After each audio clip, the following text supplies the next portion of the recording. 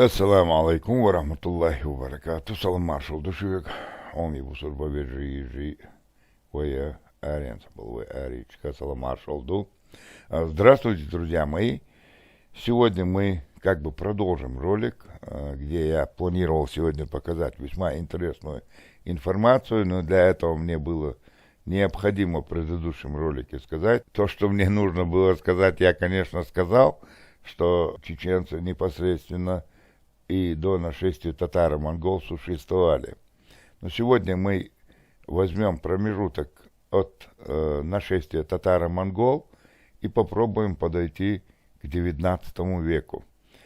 Поэтому я буду давать краткую информацию. А предыдущий ролик, где я говорил о Дарьяльском ущелье, что это времена Аланского царства, и что, по крайней мере, Дарьяльское ущелье имеет чистый перевод чеченского языка. Разговор не велся о том, что чеченцы являются или аланами, и что государство аланское принадлежит чеченцам, но я сумел, как говорится, взбудоражить дремлющих и бездействующих вот этих, как их назвать-то, специально обученных людей, которые должны обязательно какую-то пакость сказать в комментариях от разных сегодняшних национальностей. Ну, короче, я им дал работу, они эту работу, конечно, с честью выполняют, хают, как всегда, чеченский народ, во главе, как всегда, представители ингушского народа, но, по крайней мере, есть у них над чем задуматься. Как вы видите, вот эта карта 1390 года, и здесь указаны Шамхалат, Дзурзуки, Аланы, Симсир, Хунзах, Лезгины и так далее.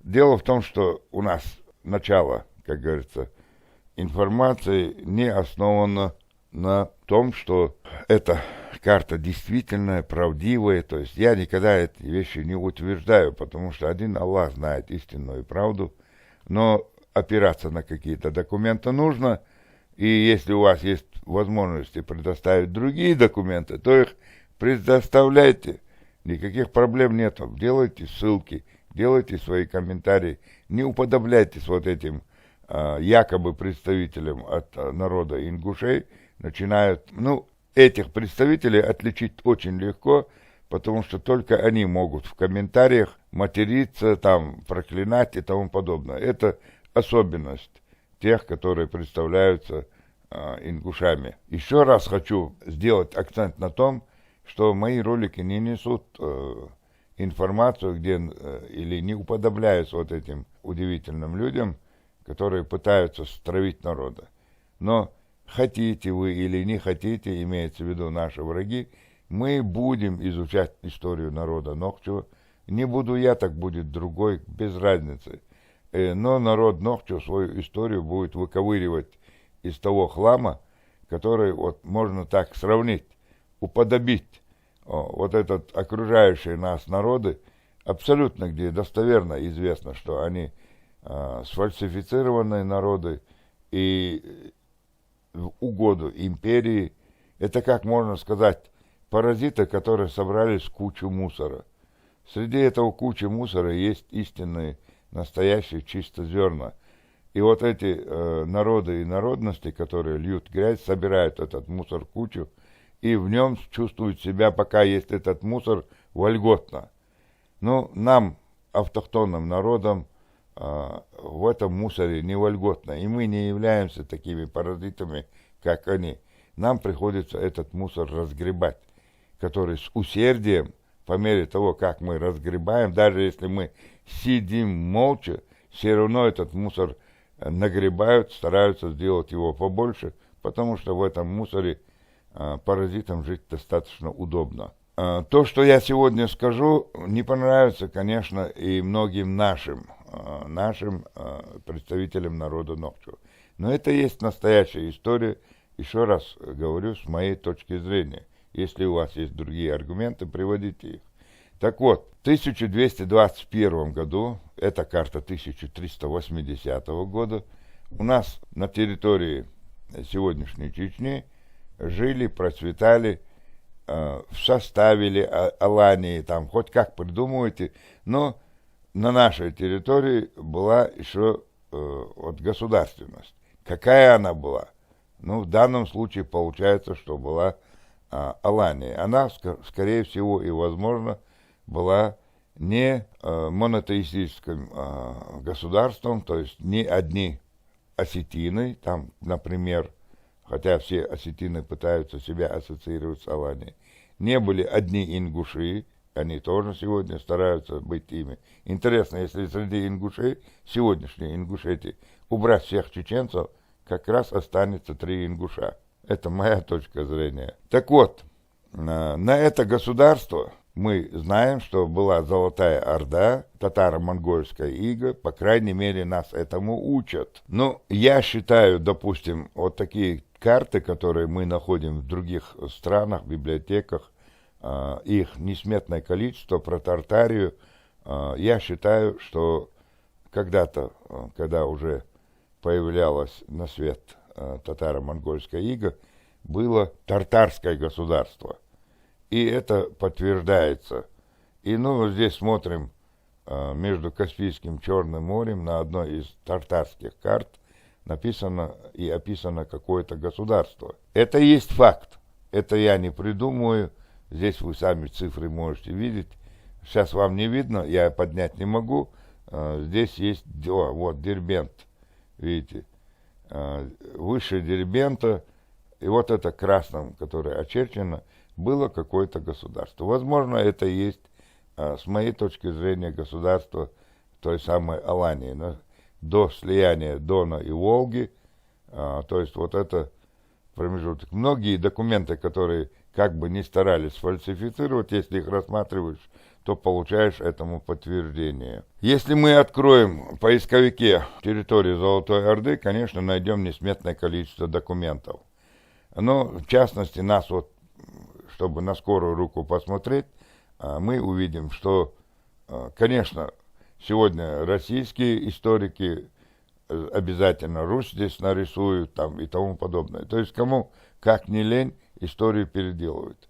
Но как бы там ни было, общая территория вот здесь примерно указана, несмотря на то, что кто там Русь пишет или Чечен пишет. То есть между Каспийским и Черным морем была территория Золотой Орды. И мы в эту Золотую Орду, хотим мы или не хотим, входили. Но как мы входили и почему мы входили, вот это самый интересный фрагмент истории народа Нохчо. И я ее без больших доказательств, так как каждое доказательство приводить это достаточно сложно, попытаюсь вам предъявить. Это, когда я буду говорить о том, что было у чеченцев свое государство, вот этот важный момент, который я хочу акцентировать. Когда напали татаро-монголы и уничтожили наш именно чеченский, хотя многонациональный город, поэтому я говорю, многие доказательства указывают на то, что 3 дня пути до Аланского царства и до города Магас. Поэтому месторасположение его географически очень удобное между 2 Качкалыковскими, там, скажем так, Гребенским хребтом и Качкалыковским, территория предполагаемой Ичкерии. Так вот, татаро-монголы это завоевывают, и чеченцы, непосредственно народ Нохчо, сопротивляются на своем участке татаро-монгольскому нашествию. И, естественно, это абсолютно неопровержимые вещи. Часть народа Нохчо убита в бою, часть народа Нохчо покорена, и часть народа Нохчо уходит в горы и сопротивляется до последнего. Вот так мы оказываемся в урочище под названием Нашха. Как говорится, правительство народа Нохчо и основной костяк, который сопротивляет, который не подчиняется и сопротивляется, находится, как я уже говорил, в урочище Нашха.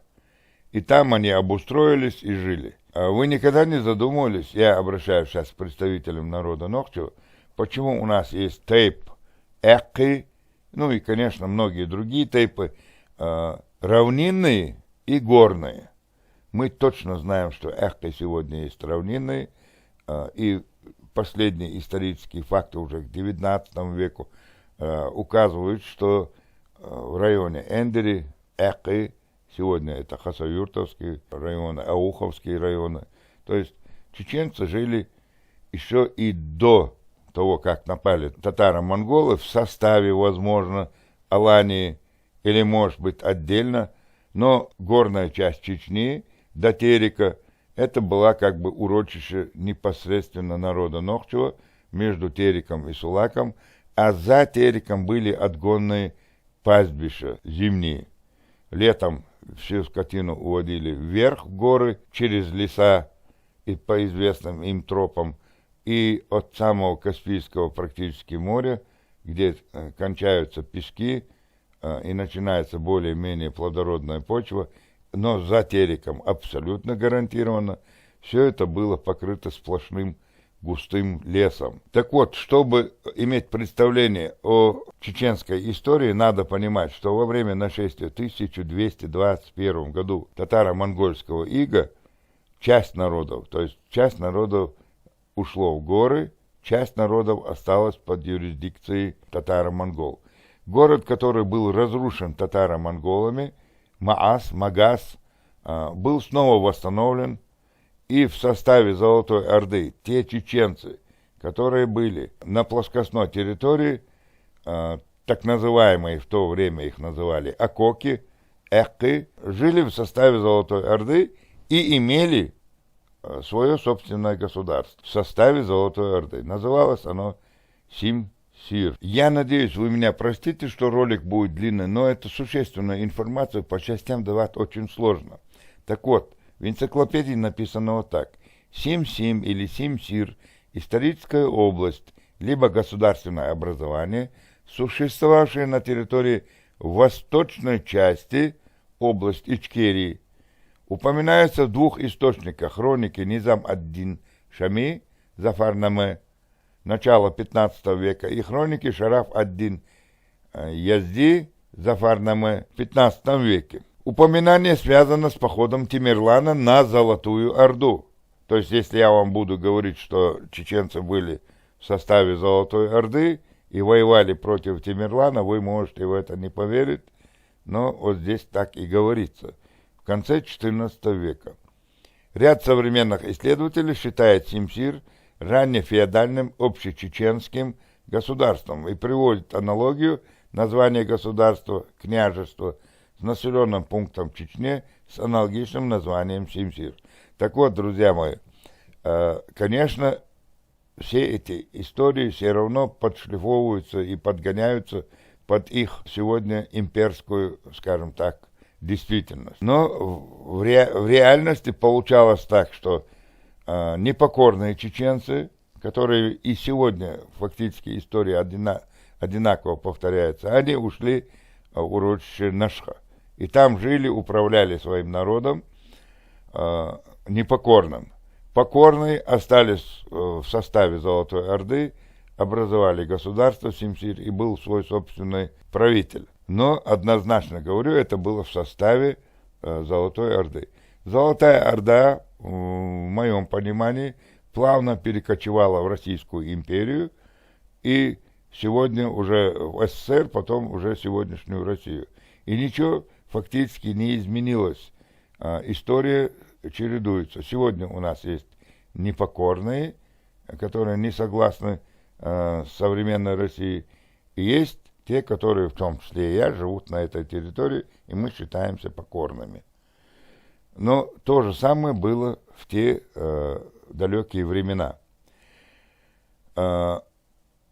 После того, когда Тимерлан, как говорится, был недоволен, и у них внутри Золотой Орды прошли разборки, в 1395 году Тимерлан нападает на вот эту, которую я показывал на карте, Улус-Батыя. Мы здесь на карте видим, сейчас увеличу. Так вот, этот Улус-Батыя, ну, это, конечно, я не разбираюсь, скажу вам открыто, в этих названиях, жучах, ужучах, улусах и тому подобное, но, как говорится, от факта никуда не денешься. В данном случае та территория, на которую напал Тамерлан, была местом, куда Тамерлан направил свой удар. По разным источникам Тамерлан в районе сегодняшнего города Грозного, в районе небоскребов, этих высоток наших, построил мост и перебрался через Сунжу, и было сражение с Тохтамышем. Тохтамыш собрал достаточно много людей разных национальностей и оказывал сопротивление. Что у них между собой было, это отдельная тема, но факт остается фактом. Тохтамыш, за которого были равнинные чеченцы в виде государства Семсир, сопротивлялись за Золотую Орду против Тамерлана. Тамерлан эту войну выиграл, Тохтамыш проиграл. И, естественно, проиграли и чеченцы, которые были за стороне Тохтамыша. Тамерлан именно в 1395 году снова под корень разрушил Магаз, второй раз восстановленный после первого нападения. И, как говорится, плоскостные чеченцы снова были большей частью уничтожены, но оставшаяся часть опять согласилась с теми, скажем так, правителями, которые были назначены Тамерланом и ушли под его юрисдикцию. И далее продолжали жить. Не покорные в горах, наши покорные на плоскостной территории. Естественно, и в первую монгольское нашествие, нападение, первую волну, земли были уже как бы, которые ушли под юрисдикцию татаро-монголов, заселены теми, кто вместе с ними приходил. Хотят радуются, хотят нет, но это те самые люди, которые, те самые народы, которые прибыли или были переселены внутри империи Золотой Орды. То есть тогда, как и сегодня, наверное, в крупном империи народы могли по доброй воле или по принуждению переселяться или оставаться от тех или иных, скажем так, гарнизонов. Сегодня Чечня тому пример. У нас есть, вот, допустим, Ханкала, это урочище Российской империи, России, там, или в Веденском районе, то есть в крупные гарнизоны. Если распадется Россия, гарнизоны останутся, и люди, которые там были, ну, какая-то часть, может, попадет под репрессии угнетенных, но как бы там ни было, люди останутся. То же самое было там. Никогда нельзя думать, что история является абсолютно эксклюзивной и такой прямолинейной, как мы всегда хотим. Четко, ясно, чтобы нам разграничили. Здесь было так, линию, чтобы провели. Такого в истории не присутствует. Есть общие данные. Татаро-монголы, например, напали, уничтожили. Мы знаем вот такую версию. Так вот, когда начала распадаться империя Золотой Орды, начала на арене появляться, в частности, во времена этой Золотой Орды, в этом промежутке, когда оно распалось, появилась Персидская империя и Османская империя. На этой карте более-менее видно. Появляются там Крымское ханство, империя Тимуридов, вот Османская империя, и они между собой начинают воевать. Московское Великое княжество начинает превращаться в Российскую империю.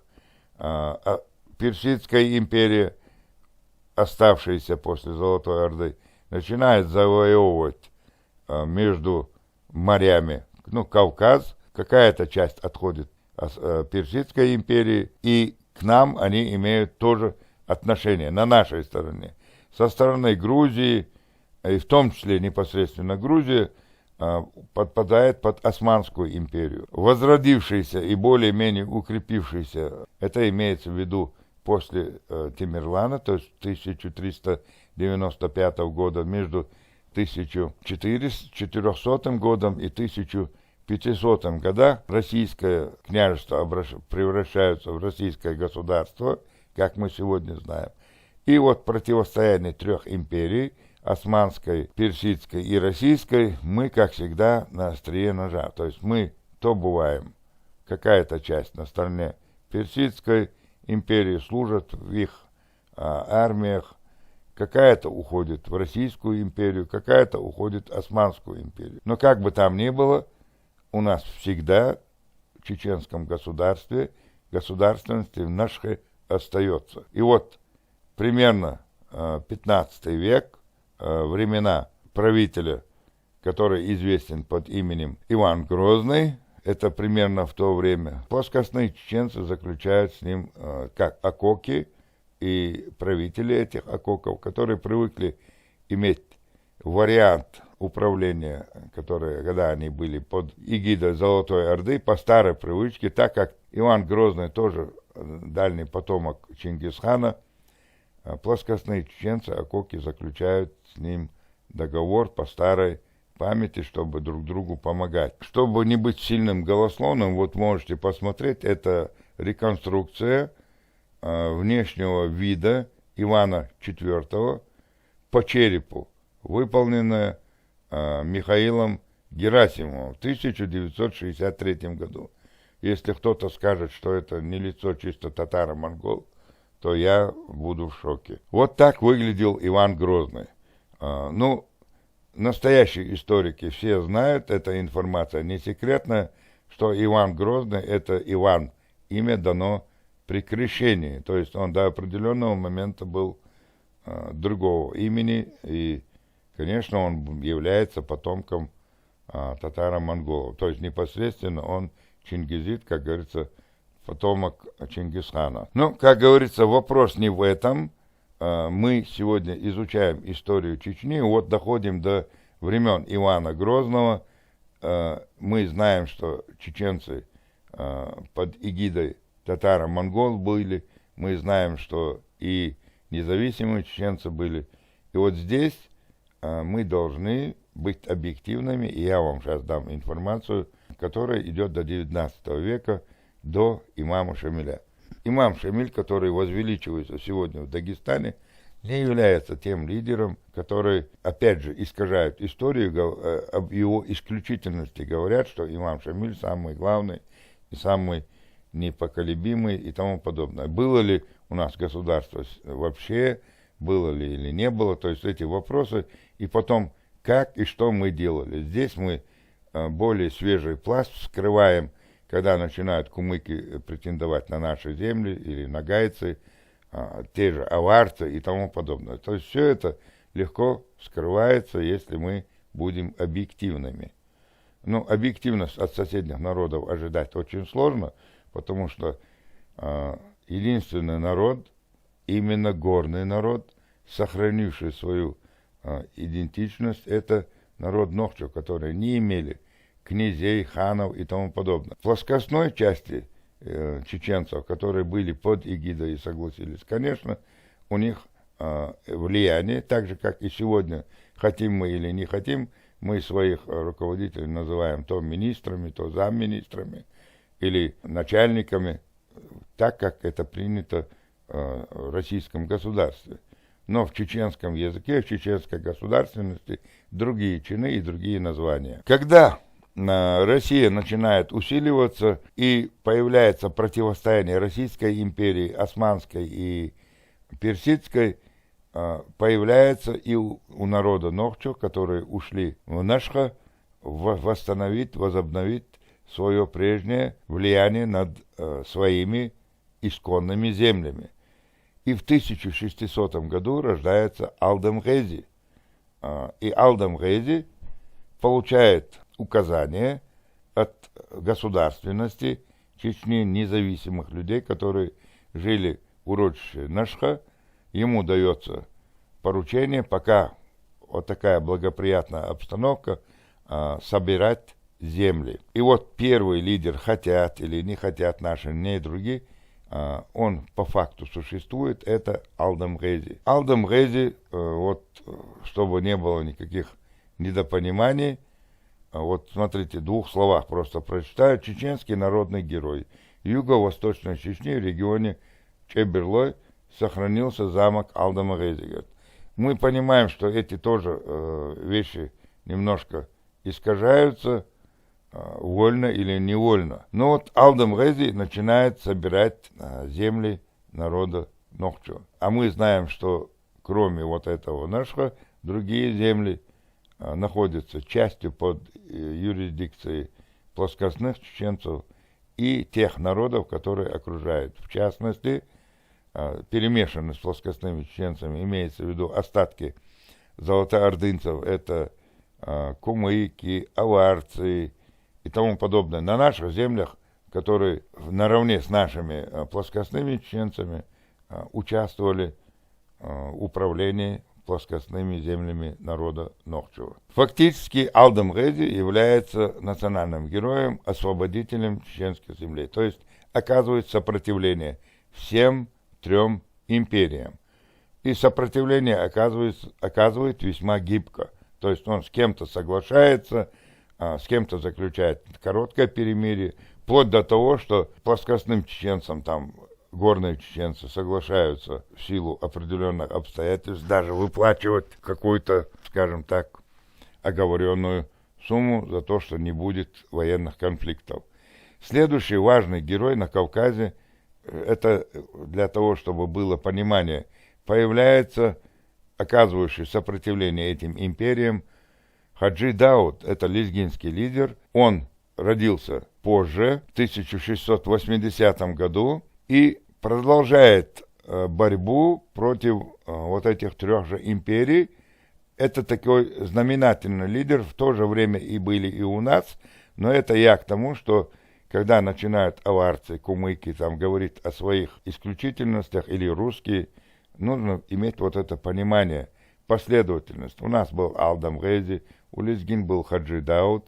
Далее все те герои, которые говорят, что у нас не было, что мы не оказывали никакого сопротивления. Вот в комментариях читаю и диву даюсь, насколько невежественный народ, или это делает умышленно и назло. Далее у нас на арене появляется как лидер сопротивления, как человек, который противостоит империям, в том числе и Российской империи. Российская империя умудряется заключить договора, стравив между собой Персидскую и Османскую империю. Улучшив момент, они получают земли до, скажем так, сегодняшнего Азербайджана, в том числе Дербент. Петр I в 1722 году собирает войско, получает, кстати, первые свои неприятные ощущения от чеченцев. В истории это фрагмент, когда Петр I с удивлением обнаруживает, что его ни во что не ставят, хотя он царь такой громадной империи, о нем не знают.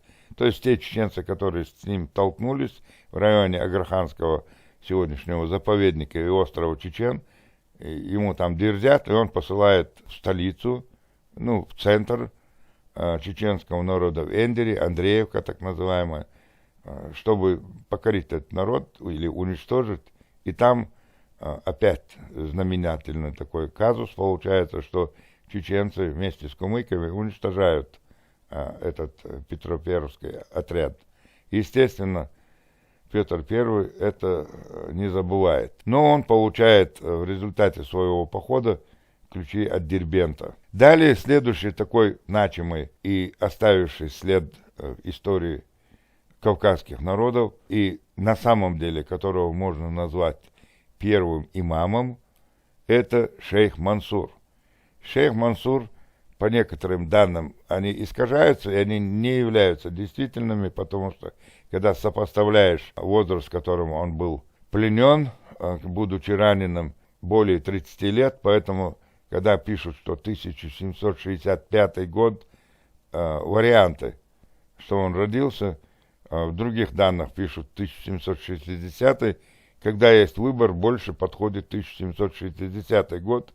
5 лет – это важная, скажем так, цифра в жизни молодого шейха Мансура Ушурмы, который сплотил весь народ, фактически чеченский, за ним шли и не только чеченцы, но и, начиная от наших братьев предыдущего, то есть шейх Мансур имел явно контакты с Хаджи Даудом и знал об этой освободительной борьбе, и с ними вступил в контакт. И лезгины были под его эгидой, и адыги были под его эгидой. Вообще, сегодняшний Кавказ практически был шейхом Мансуром сплочен для сопротивления и оказания противодействия Российской империи. Он тоже точно так же пытался использовать, так же как и русские использовали, противостояние между Персидской и Османской империей, между Османской империей и Российской империей, но оказывал сопротивление, потому что Российская империя на тот момент наносила больше вреда кавказским народам, чем Османская и Персидская империя. Следующий значимый у нас человек в истории, кстати, шейх Мансур учился сначала в мечетской школе, медресе, чтобы не говорили, что только дагестанцы имели отношение к религии, а затем, будучи уже молодым человеком, отправился в Дагестан, чтобы закончить там свое духовное образование у самых известных теологов того времени. А кто они могли быть, эти теологи? У нас есть еще к тому же времени, который родился в 1760 году, рождается Ушурма, шейх Мансур, а в 1770 рождается Ташев Хаджи. Мы знаем, что он является и теологом, и имел свое уже на территории Чечни войско, небольшое пусть, но он всеми силами оказывал сопротивление империям. В частности, Российской империи, которая уже перевела под свою юрисдикцию земли, которые были в составе Персидской империи. И, естественно, он у нас являлся алимом, религиозным деятелем. Далее, который оказывал крупное сопротивление, хорошее сопротивление, Магомед Ярахский. Это он рождается после 1771 году. И, естественно, он тоже имеет контакты уже со следующими. И он является в большей части, скажем так, учителем тех, которые идут за ним, которые занимались сопротивлением империи. Это Гази Мухаммад. Он является фактически, можно сказать, учеником Мухаммада Ярахского и Ташев Хаджи. Также смело можно сказать, что учение шейха Мансура достаточно сильно оказало влияние. После того, как рождается Гази Мухаммад в 1795 году, и только после этого, это все люди, которые я сейчас вам показывал, оказывают яростное сопротивление всем империям, в частности, Российской империи. Так вот, следующим только рождается имам Шамиль в 1797 году. То есть Гази Мухаммад всего лишь навсего на 2 года старше имама Шамиля. Оба они, что имам Шамиль, что Гази Мухаммад, являются учениками и получают образование, понимание от богословов лезгинов, одним словом. Еще раз хочу сделать акцент поименно. Алдам Гази вы можете набрать, получить информацию за него. Вы можете набрать Хаджи Дауд, получить информацию о него. Это лидеры знаменательные тех времен, которые идут одни за одним. Эти лидеры, которые не имели ярых титулов и которые реально ратовали за освобождение своих народов. Далее идет шейх Мансур, чеченский лидер, который незаконно забыт, на мой взгляд. Забыт, конечно, не забытый он, но постоянно про него пишут небылицы или стараются его не упоминать. Но зато про имама Шамиля начинают говорить во всеуслышание. Еще раз хочу уточнить для недругов, которые пытаются что-то сказать, что они были крутые, хорошие, умные, сильные, что чеченцев не было там, или чеченцы были в их подданстве и тому подобное. Вот шейх Мансур. Это имам всего Кавказа, начиная от земель, от народа лезгин и народом адыг по всей протяженности Кавказского хребта, Кавказских гор. За ним, которые идут, это более известный Ташев Хаджи, за ним идет Магомед Ярахский, за ним идет Гази Мухаммад, и только потом на арене появляется имам Шамиль. И вот эту историю вот в такой последовательности и нужно воспринимать. На Кавказе были всегда лидеры. За Гази Мухаммадом шли точно так же и чеченцы в том числе. Также чеченцы шли и за Магомедом Ярахским. Точно так же чеченцы были под эгидой Ташев Хаджи. Естественно, шейх Мансур, это, как говорится, неотъемлемый лидер чеченцев, и во главе с ним чеченцы яростно оказывали сопротивление. И за сотни лет, как говорится, до появления на арене имама Шамиля. Перед шейхом Мансуром, как я говорил, был Хаджи Дауд, который тоже являлся примером, и его опыт противостояния использовали лидеры мною перечисленных имен. Ну и, естественно, Алдам Гези был началом тогда, когда начали собирать земли. Вот она, если быть, хотя это не кратко, конечно, но если быть кратким, примерно вот так выглядит история народа Нохчу.